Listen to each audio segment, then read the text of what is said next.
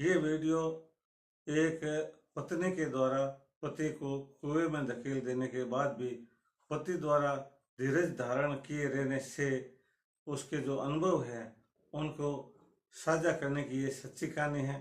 बहुत ही इंटरेस्टिंग और बहुत ही मनोरंजक है और बहुत ही शिक्षाप्रद है। आपने यदि चैनल को अब तक सब्सक्राइब नहीं किया है तो कृपया इसको सब्सक्राइब कर लें ताकि इसी तरह के और भी वीडियो आपको बराबर मिलते रहें एवं आपके अनुभव में वृद्धि होती रहे। आइए बिना किसी देरी के बहुत ही इंटरेस्टिंग कहानी शुरू करते हैं। एक ग्रामीण क्षेत्र के व्यक्ति की शादी अपने परिवार के संस्कारों से भिन्न संस्कारों वाली लड़की से हो गई। पति स्वभाव से शांत एवं जिम्मेदार प्रवृत्ति का व हेल्पिंग नेचर का, हंसमुख व रिजर्व नेचर का नवयुवक था, जबकि पत्नी अत्यंत चुलबुले स्वभाव की, अत्यंत हाई फाई विचारों वाली, थोड़ी मनमोजी स्वभाव की व ऊंचे ख्वाबों वाली थी। प्रारंभ में ही पत्नी के मन में विचार आ गया था कि ये पति उसके सारे ख्वाबों को पूरा करने वाला, उसकी पूर्व कल्पनाओं के अनुसार रूप रंग डील डोल वाला, खूबसूरत एवं लाखों में एक वाला तो नहीं है। मेरे पिताजी ने मेरी बिना पसंद का ध्यान रखे शादी कर दी, कैसे निभेगी देखते हैं। धीरे धीरे कुछ तो समाधान निकालना ही पड़ेगा। चलो समय का इंतजार करते हैं, समय कोई न कोई हल जरूर निकाल देगा। पति समझदार किस्म का होने से उसके व उसके परिवार के प्रति रखे जाने वाली हीन भावना की ज्यादा परवाह नहीं करता था। वह उसे बेहद प्यार करता था, उसको जान से भी ज्यादा चाहता था। उसका सोच था कि अभी ये लड़की है, बाप के घर से बड़े लाड़ प्यार से पली बड़ी है, इसके ख्वाब कुछ ऊंचे जरूर हैं, परंतु समय के साथ ये मेरे साथ और परिवार के साथ एडजस्ट हो जाएगी। वह अत्यंत धैर्यवान नवयुवक था। वह हंसते हुए मुस्कुराते हुए अपने प्राण प्रिय नई नवेली दुल्हन की अजीबोगरीब हरकतों को अनदेखा करता गया एवं उसके सभी प्रकार के नाज नखरों को खुशी खुशी उठाता गया। पति का व पति के परिवार के सदस्यों का व्यवहार उस नई नवेली बहू के लिए इतना सहयोगात्मक व सकारात्मक था कि कहीं कमी निकालने का कोई मौका ही नहीं मिल रहा था। सब कुछ होते हुए भी वह हमेशा मुंह फुलाए रहती थी। अपने भाव भंगिमाओं से ऐसा जाहिर करती थी कि वे लोग उसे पसंद नहीं हैं, उन लोगों के व्यवहार उसे पसंद नहीं हैं, उसके ख्वाब बड़े ऊंचे हैं, वह बड़े रुतबे वाले परिवार के होने से उसका रुतबा इस परिवार से बहुत ऊंचा है। अब की बार पत्नी को पियर से ससुराल में आए हुए 2-3 दिन ही हुए थे कि वह अपने पति से बोल उठी, न जाने मेरा मन बहुत उदास क्यों है, मुझे यहाँ बिल्कुल भी अच्छा नहीं लग रहा है। मुझे ऐसा लग रहा है कि यदि मैं कुछ दिन यहाँ और रही तो मेरा मानसिक संतुलन बिगड़ जाएगा। मेरा दम घुट रहा है और मैं न जाने क्यों बहुत ही टेंशन में हूँ। मुझे मेरे माँ बाप और भाई बहनों की बड़ी याद आ रही है। मुझे आज ही मेरे पीर पहुंचा दीजिए। पति ने कहा, ठीक है, तुम्हारी खुशी में ही हमारी खुशी है। मैं माँ से पूछ लेता हूँ और माँ को तेरी सारी बात बताकर माँ से अनुमति लेकर आज ही तुझे तेरे पीर पहुंचा देता हूँ। पत्नी पीहर जाने के लिए सुबह सुबह ही तैयारी करने लगी। उसने अपना सारा सामान, कीमती सामान, रुपए पैसे गहने आदि एक बड़े से बक्से में डाल लिए। कुछ जरूरी कपड़े भी ले लिए और पीहर जाने के लिए फटाफट तैयार होकर बैठ गई। अब वह खुश नजर आ रही थी। पति के बाहर जाकर आने पर आते ही पूछा, तुम्हारी माँ ने क्या कहा? पति बोला, माँ ने वैसे तो मना किया था और कहा था बहू को अब की बार ससुराल में आए 2 दिन ही हुए हैं तो उसको मना ले, उसके यहाँ कोई तकलीफ तो है नहीं, परंतु यदि वह ज्यादा ही जिद करे तो उसको अपने पियर छोड़कर आ जा, रात भर ससुराल में रह जाना और अगले दिन वापस आ जाना। बहू नई नई है तो धीरे धीरे सब ठीक हो जाएगा। माँ की बात जब पत्नी को मालूम पड़ी तो बोली, माँ के कहने से क्या होता है, मैं तो पियर जाऊंगी। यदि मुझे नहीं पहुंचाया गया तो कोई बात नहीं, मैं 4-5 बार आ चुकी हूँ, मेरे पियर का रास्ता भली प्रकाश से जानती हूँ, रास्ते में कोई खतरा नहीं है, मैं अकेली चली जाऊंगी। पति बोला, जैसी तेरी इच्छा है, मैं तुझे आज ही पियर पहुंचा देता हूँ, रात पर ससुराल में मैं रुक जाऊंगा और सुबह वापस आ जाऊंगा। पति पत्नी का बहुत भारी बक्सा उठाकर घर से निकल रहा था तो बहू की सासू ने बहू से कहा, बहू 10-15 दिन बाद हम वापस लेने आ जाएंगे, इतना भारी बक्सा किस लिए लेकर जा रही हो? बहू कुछ भी नहीं बोली, बड़ी अकड़ के साथ पैर पटकते हुए चुपचाप पति के पीछे पीछे घर से निकल गई। पति की माँ ने भी बहू की इस हरकत को ज्यादा गंभीरता से नहीं लिया और वह अपने काम में लग गई। मित्रों, ये सच्ची घटना वर्षों पुरानी है, जब ग्रामीण क्षेत्रों में आवागमन के लिए कोई साधन नहीं थे, या तो लोग ऊंट गाड़ियों और बैलगाड़ियों से आते जाते थे या फिर अधिकांश यात्राएं पैदल ही करते थे। बहू का पियर कोई 4-5 कोस यानी करीबन 15 किलोमीटर अधिकतम दूर था। रास्ते में कोई गांव नहीं पड़ता था, बीच में 1-2 जगह कई छोटे मोटे विश्राम योग्य स्थान थे, नहीं तो पूरा निर्जन क्षेत्र था। इस क्षेत्र में बस्ती के नाम पर जंगल में अपने पशुओं भेड़ बकरियों को चराने वाले चरवाहे यत्र तत्र मिल जाते थे। रास्ते में पीने के पानी के 1-2 स्रोत भी थे, बाकी पूरा सुनसान जंगल था। पति भारी भरकम बक्सा उठाए आगे चल रहा था, पत्नी थोड़ी पीछे चल रही थी। पति के मन में पत्नी को उसकी इच्छा के अनुरूप उसकी खुशी में अपनी खुशी मानते हुए पियर पहुंचाने, वहां पर साली सालियों से मिलने व रात्रि में ससुराल में गुजारने के ख्वाब चल रहे थे, जबकि पत्नी के दिमाग में कुछ और ही चल रहा था। पत्नी सोच रही थी कि मुझे रास्ते में कोई ऐसा मौका मिल जाए कि मैं इस मनहूस पति से सदा सदा के लिए छुटकारा पा सकूं एवं फिर मेरे मन के मुताबिक कोई लड़का ढूंढकर मौज मस्ती का नया जीवन शुरू कर सकूं। पति पत्नी दोनों ही अपने धुन में चल रहे थे। लगभग आधे रास्ते चलने के बाद पति ने पीछे मुड़कर पत्नी को कहा, तुम काफी पीछे रह गई हो, आ जाओ, मैं अभी इस वजनी बक्से के भार से थक गया हूँ। यहाँ रास्ते में इस बड़े पीपल के पेड़ के नीचे कुछ देर तक आराम करते हैं। पीपल के पेड़ के पास ही कुआं भी है, इसमें पानी भी होगा, अतः पानी पीकर प्यास बुझा लेंगी। पत्नी को भी पैदल चलने से थकान आ गई थी और अपने खतरनाक विचारों के कारण से भी उसको प्यास लग चुकी थी।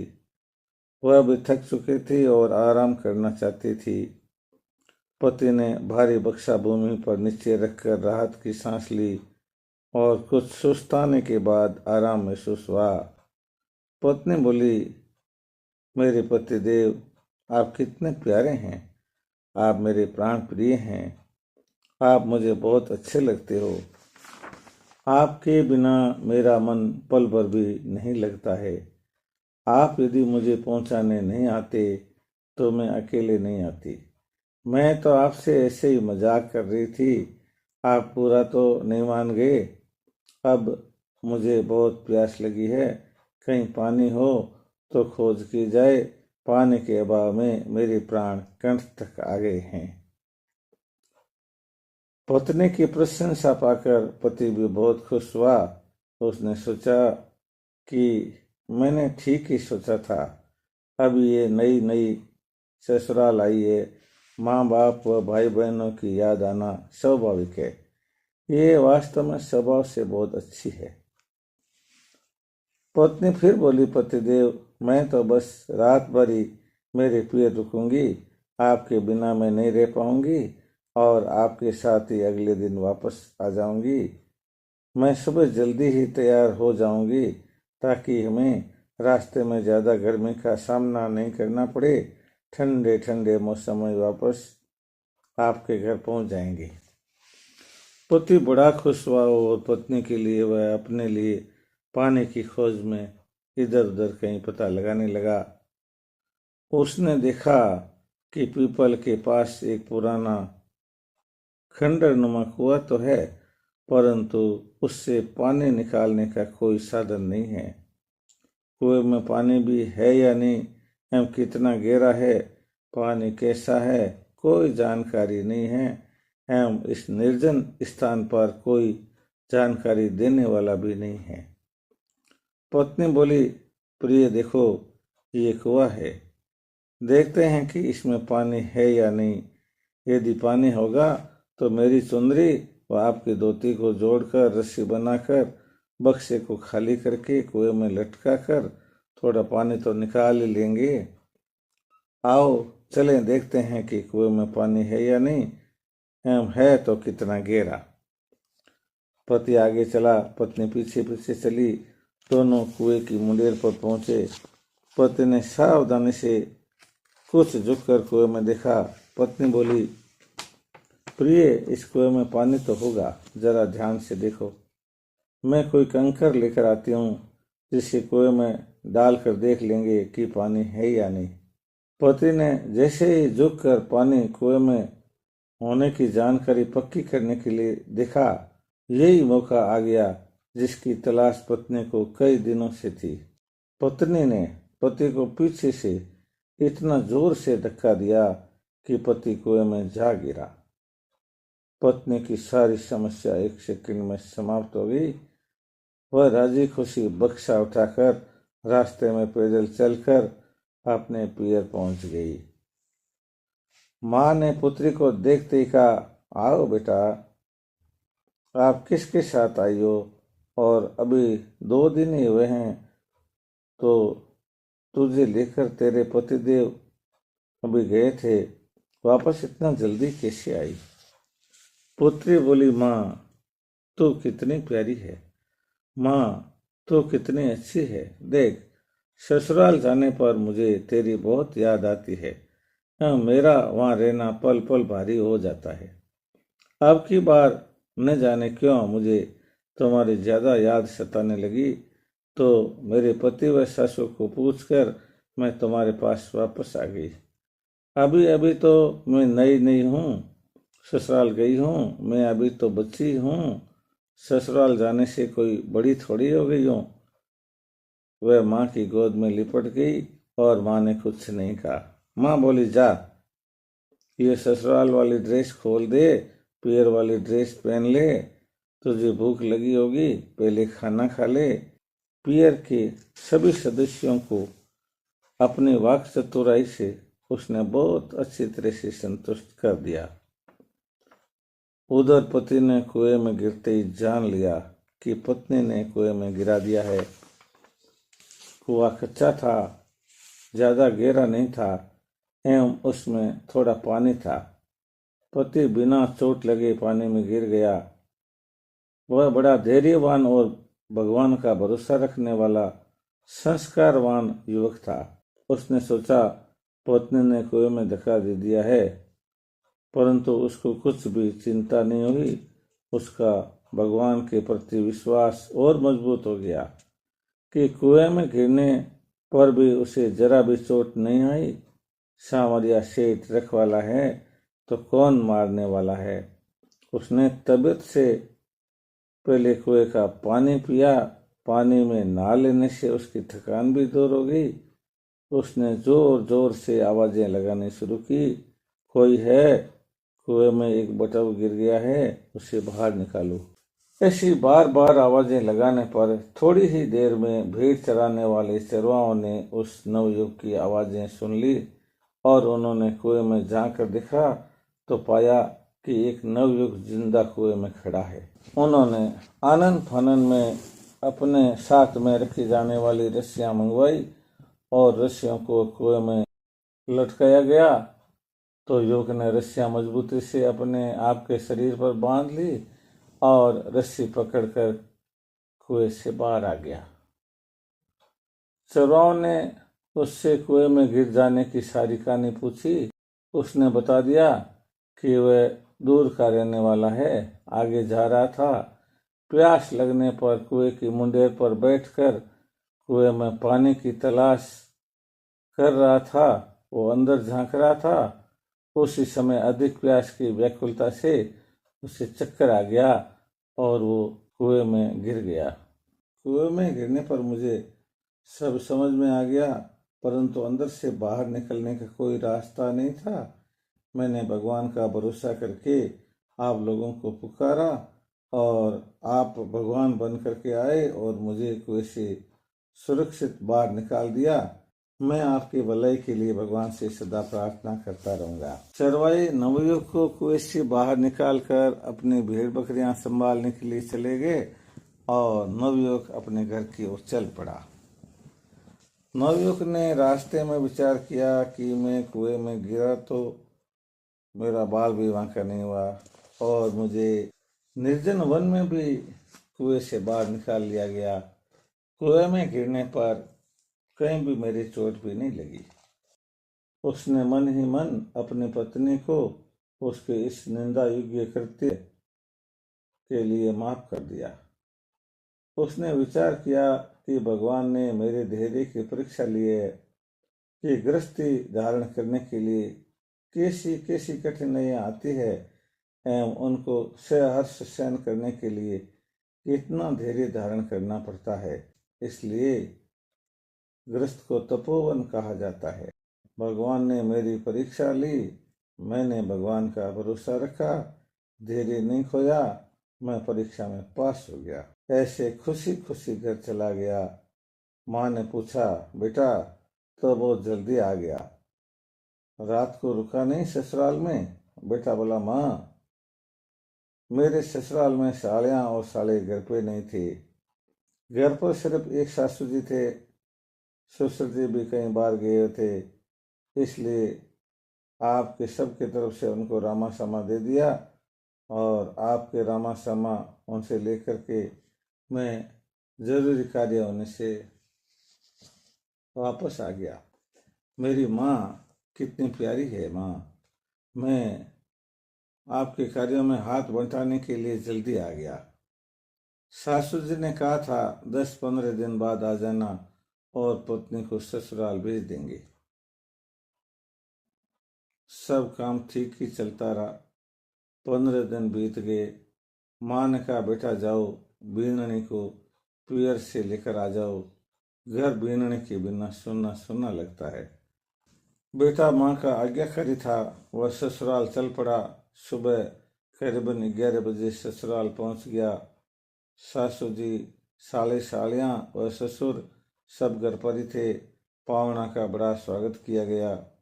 दोनों परिवारों के सब सदस्यों के हालचाल आदान प्रदान हुए और भोजन की तैयारी होने लगी। पावना के आने पर ग्रामीण औरतें काफी संख्या में एकत्र हो गई। भोजन के वक्त गीत गाने की तैयारी होने लगी। उधर उस नवयुवक की पत्नी ने सुना कि उसके पतिदेव उसको लेने के लिए ससुराल में आए हैं, तो वह घबरा उठी। उसने सोचा, मैंने उसको कुएं में गिरा दिया था, अब तक उसके कोई समाचार नहीं मिले, इसलिए वह तो कुएं में मर गया और निश्चित ही वह मरकर भूत हो गया है और पति का भूत ही अब ससुराल में आया है। वह युवती ये बात किसी को बता भी नहीं सकती थी, इसलिए और भी ज्यादा घबरा गई और उसको बुखार आ गया, होठ थर थर कांपने लगे। कहते हैं कि भूत का भय बहुत ही बुरा होता है। माँ ने कहा, लड़की अंदर चल, चल सिर पर चुन्नी डाल ले और स्नान कर ले। ये पैर वाले कपड़े खोल करके ससुराल जाने वाले अच्छे अच्छे कपड़े पहनकर जल्दी तैयार हो जा, आज ही ससुराल जाना है। पावना कह रहे थे कि वे आज ही तुझे लेकर वापस जाएंगे, इसलिए इतनी जल्दी आए हैं। अब उस लड़की के और भी भारी मुसीबत हो गई। उसने मुसीबत में शंकर भगवान को याद किया, हनुमान जी को भी याद किया। हे भगवान, आज मुझे, केवल आज आज मुझे इस समस्या से बचा लो। आइंदा पहले जैसी गलती कभी नहीं करूंगी। उसने माँ से कहा, माँ देखो, मेरे शरीर के हाथ लगाकर देखो, न जाने मेरे क्या हो गया है। मुझे खतरनाक बुखार आ गया है। मेरा शरीर तवे की तरह से तप रहा है। मेरे शरीर में भयंकर जलन हो रही है। मेरे कंठ सूख रहे हैं। मेरी हालत बहुत ही गंभीर है। मैं ससुराल नहीं जा सकूंगी। एक बार आप समझा बुझाकर मेरे पति को वापस खाली भेज दो। मैं अपने आप ही भाई के साथ ससुराल बुखार उतरते ही चली जाऊंगी। माँ बोली, जानती हूँ तुझे। अभी थोड़ी देर पहले हिरणी के नए बच्चे की तरह कुलांचे भर रही थी। सारे घर को सिर पर उठा रखा था। अब नाटक करने लगी। बेटा, ससुराल तो जाना ही पड़ेगा, चाहे हंसकर जाओ या फिर रोक के जाओ। अब की बार तो सिर्फ 2 दिन में ही वापस आ गई और अब बहाने बनाकर ससुराल जाने से मना कर रही है। तेरा एक भी नाटक नहीं चलेगा। तुरंत ससुराल जाने को तैयार हो जा। क्या जिंदगी भर ऐसे ही हमारी छाती पर मूंग दलती रहेगी? हम तो बूढ़े हो गए, थोड़े दिनों के मेहमान हैं। तेरी भाभी और भाई तेरे को कुछ नहीं समझते हैं, गिनेंगे भी नहीं। अभी तो घर बसाने में जोर आ रहा है। मैं भी छोटी थी, तो 18 वर्ष की हो गई। मैं तो सिर्फ 15 साल की थी, ससुराल आ गई थी और 6 माह तक मुझे कोई भी पैर से लेने नहीं आता था। घर ऐसे ही नहीं बसते, तभी आज राज कर रही हूँ। अब की बार बिना लेने आए अपनी मर्जी से वापस आ गई तो घर के दरवाजे तेरे लिए हमेशा के लिए बंद कर दिए जाएंगे। माँ के पास भी अब कोई सिफारिश नहीं चलना जान करके उसने अपने बुद्धि का अंतिम कतरा इस्तेमाल करते हुए बूढ़ी दादी से पूछा, दादी जी, भूत के क्या लक्षण होते हैं? दादी बोली, बेटी तू ये सवाल क्यों पूछ रही है? तो बोली, ऐसे ही पूछ रही हूँ। मुझे ससुराल जाना है। मेरे ससुराल में लोग रात को अकेले घर से बाहर नहीं जाते। वे कहते हैं उन्हें भूत से डर लगता है। हमारे तो यहाँ भूत की कोई बात ही नहीं करता, इसलिए मैं भूत के बारे में जानना चाहती हूँ। दादी ने पोती की जिज्ञासा शांत करने के लिए उसे बताया, देख बेटी, भूत की छाया नहीं होती है। भूत का स्थूल शरीर नहीं होता है और इसलिए केवल सूक्ष्म शरीर होने से सूक्ष्म शरीर की कोई छाया नहीं बनती है। दूसरा लक्षण यह होता है कि भूत जब जमीन पर चलता है तो उसके पैरों के निशान जमीन पर नहीं बनते। भूत के स्थूल शरीर नहीं होने से उसके पैर जमीन पर टिकने पर भी पैरों के निशान जमीन पर नहीं बनते। तीसरी बात यह है कि भूत जिसको दिखना चाहता है उसी को दिखता है, सबको नहीं दिखता है, और जो सबको दिखता है वह भूत नहीं हो सकता है। चौथी बात यह है कि भूत जब कहीं पर बैठता है या खड़ा रहता है तो वह जगह बाहर से नीचे नहीं दबती है। जैसे कि यदि वो खाट पर बैठता है तो खाट नीचे नहीं दबती है, क्योंकि उसमें कोई भार नहीं होता है। इतनी सारी बातें बताकर दादी बोली, फटाफट ससुराल जाने के लिए तैयारी कर, बातें करेगी तो देरी हो जाएगी, रास्ते में रात पड़ जाएगी और रात में रास्ते में भूतों से डर लगेगा। उस युवती ने घर के अंदर की बारिश से देखा कि उसका पति जिस रास्ते से आया था उस रास्ते में रेत पर उसकी जूतियों के निशान बने हुए हैं। वह आधी धूप और आधी छाया में बैठा होने से उसके शरीर की छाया बन रही है। वह परिवार के सभी लोगों को दिखाई दे रहा है, सभी से बातें कर रहा है और रामा शमा कर रहा है। और वो जिस खाट पर बैठा हुआ है उस खाट के बाहर से वह खाट दब गई है। रस्सियाँ जो खाट की थोड़ी ढीली है वो भी वजन के कारण से नीची हो गई है। तब युवती को समझ में आ गया कि ये मेरे पति का भूत नहीं है, ये तो मेरा पति है। इसको मैंने कुएं में गिरा दिया था, परंतु कुआं ज़्यादा गिरा नहीं रहा होगा, इसलिए इसकी चोट नहीं लगी होगी और अंदर से चिल्लाने पर किन्हीं राहगीरों ने इसको बाहर निकाल दिया होगा और अब यह मेरी सारी की सारी करतूतें मेरे पिता व भाइयों को बता रहा होगा। वह डर से कांपती रही। थोड़ी देर में उसका भाई बाहर से आया और उसने माँ को बताया कि माँ, बहनोई जी बहन की बहुत तारीफ कर रहे हैं, कह रहे हैं कि इसके और मेरी माँ के आपस में बहुत अधिक बनती है। ससुराल में सबकी लाडली है, इसने सबकी सेवा करके सबका दिल जीत लिया है। हम तो इसके बिना 15 दिन भी नहीं रह सकते, हमें तो ये 15 दिन भी 15 महीने के बराबर लगे। तब उस युवती का भय तुरंत जाता रहा। भय जाते ही बुखार उतर गया।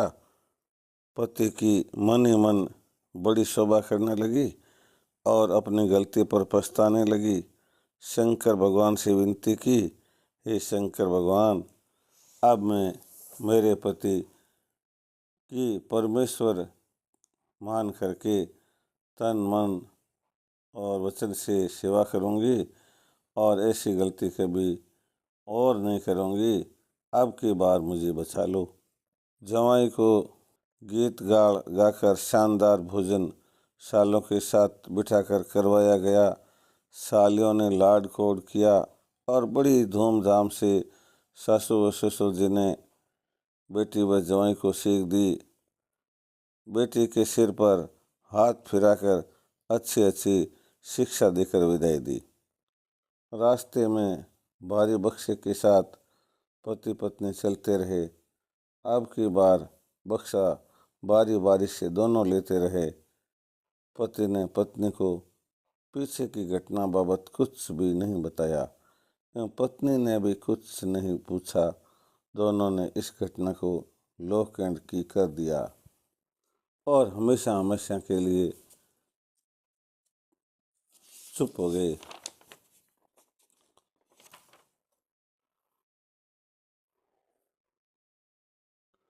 रास्ते में भारी बक्से के साथ पति पत्नी चलते रहे। अब की बार बक्सा बारी बारी से दोनों लेते रहे। पति ने पत्नी को पीछे की घटना बाबत कुछ भी नहीं बताया एवं पत्नी ने भी कुछ नहीं पूछा। दोनों ने इस घटना को लॉक कर दिया।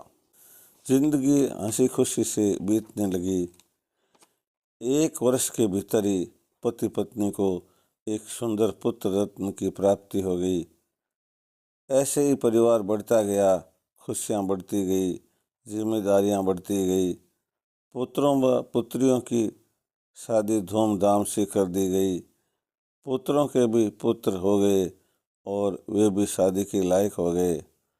सुलक्षणा कन्या की खोज कर बड़े पोते की सगाई कर दी गई एवं शुभ मुहूर्त दिखाकर विवाह का आयोजन किया गया।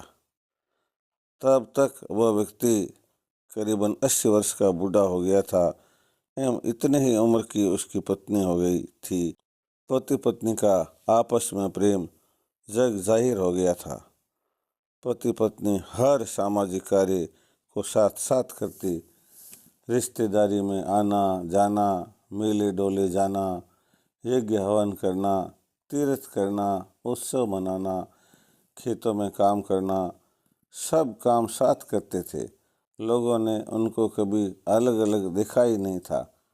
लोग जब उनको देखते तो कहते, वो देखो हंसों का जोड़ा आ रहा है।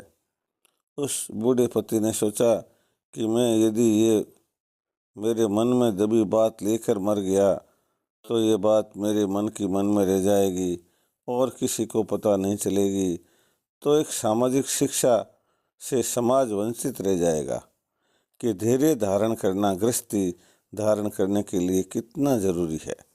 तब उसने एक युक्ति निकाली।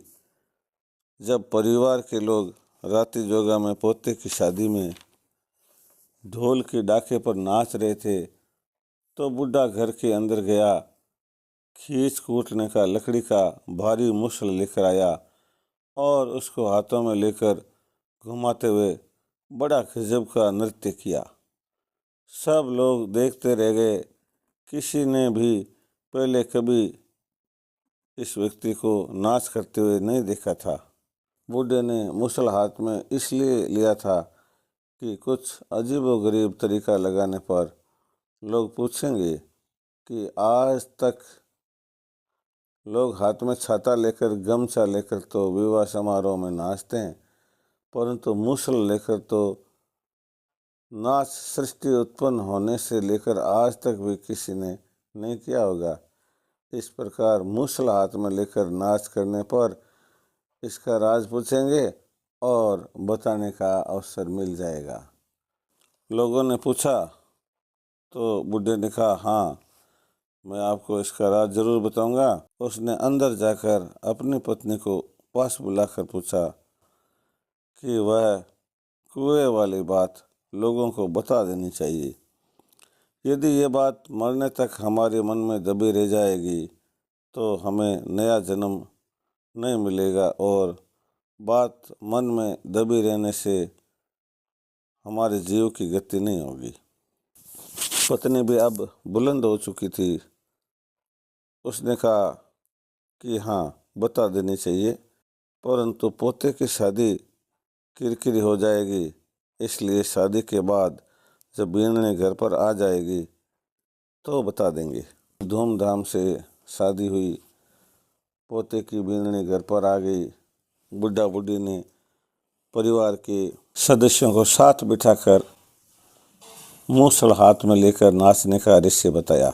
अपनी पत्नी के पियर जाने के बहाने से लेकर उसको रास्ते में कुएं में गिराने, कुएं से वापस निकालने, वापस पत्नी के पियर जाकर उसको लाने, इस बात की चर्चा किसी को नहीं करने, वह पति पत्नी के प्रेम प्यार से साथ रहकर शानदार गृहस्थी बसाकर पोते की शादी होने तक की सारी उपलब्धि का बखान किया। बुढ़े ने कहा, धीरज बहुत बड़ा होता है। धीरज रखने वालों के घरवास होते हैं। जल्दीबाजी करने वालों की देवलियाँ अर्थात मूर्तियाँ बन जाती है। मुझे पत्नी के द्वारा कुएं में धक्का देकर के गिरा देने पर भी मैंने धीरज रखा तो मेरी भरी पूरी गृहस्थी जम गई। आज मेरे सब ठाठ बाट है। आज मेरे पोते की शादी हुई है और जल्दीबाजी में यदि मैं गुस्से में धीरज खो करके कुछ उल्टा पुल्टा कर बैठता तो मेरा सब कुछ बर्बाद हो गया होता। इसलिए गम बड़ी है, यानी कि धैर्य बड़ा है। धैर्य गृहस्थी का गहना है जिसे सदैव धारण करके रखना चाहिए।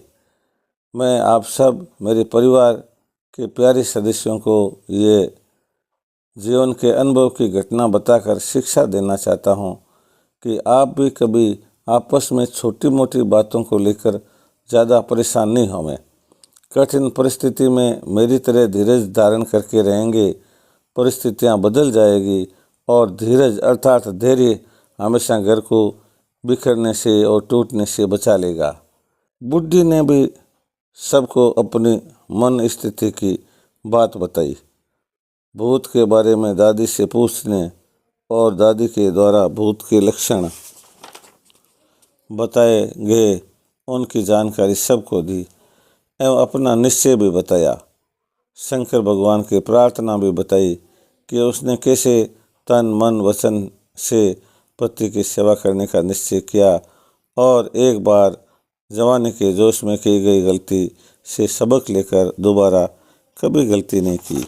इस मौके पर बुढ़ा बुढ़ी ने पोते पोतियों के द्वारा सिद्ध करने पर बड़ी बड़ी फूल मालाएं एक दूसरे को पहनाई। बुढ़ा बुढ़ी दोनों एक दूसरे के गले मिले। बुढ़ी ने पति के चरण झुककर स्पर्श करने की कोशिश की, परंतु बुढ़े ने पैरों के हाथ लगाने से पहले ही बुढ़ी को अपने हाथों का सहारा देकर गले से लगा लिया। परिवार के सदस्यों ने खूब तालियां बजाई, खूब खुश हुए और बुढ़ा और बुढ़ी के ऊपर फूलों की बरसात कर दी। ये शानदार कहानी आपको सामाजिक शिक्षा के लिए सुनाई गई है। इसी तरह की और भी कहानियाँ इस चैनल पर लगातार आती रहेगी। आपने यदि इस चैनल को सब्सक्राइब नहीं किया है तो कृपया कर दें। मिलते हैं इसी तरह की और भी इससे भी बढ़िया कहानी के साथ। तब तक के लिए नमस्कार, गुड बाय।